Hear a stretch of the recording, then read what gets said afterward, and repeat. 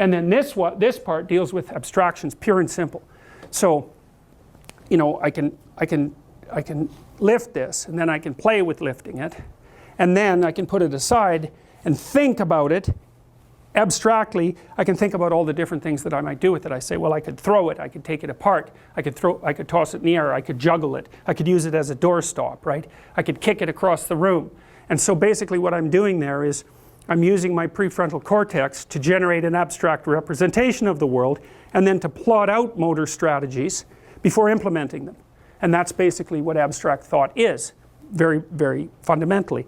It's the hypothesis of abstract action, and then the analysis of the outcome, and then the implementation into action.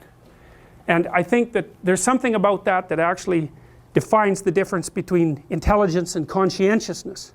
Because weirdly enough, you know, the correlation between intelligence and conscientiousness is zero.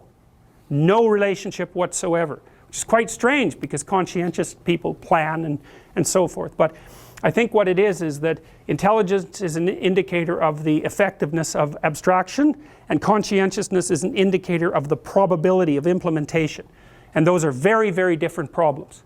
And you don't just go from abstraction to implementation, because if you did, you wouldn't be able to think, right? The thinking has to be torn away from the implementation, or what you're doing isn't thinking, it's just acting.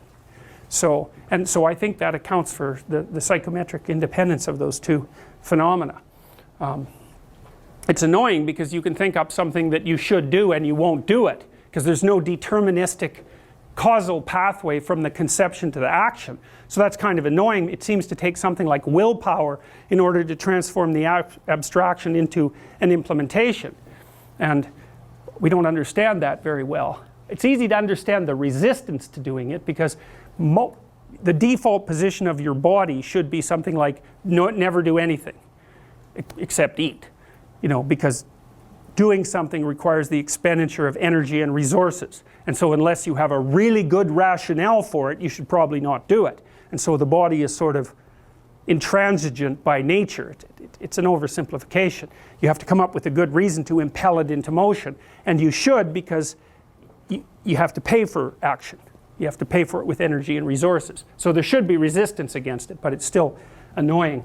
So, okay, so that's one way of thinking about the world. The world's something to sense, and the world's something to act upon. And so the brain has fundamental divisions of sensing and acting upon. But it's a constantly interacting loop. You can't separate them really, any more than we are separating them conceptually.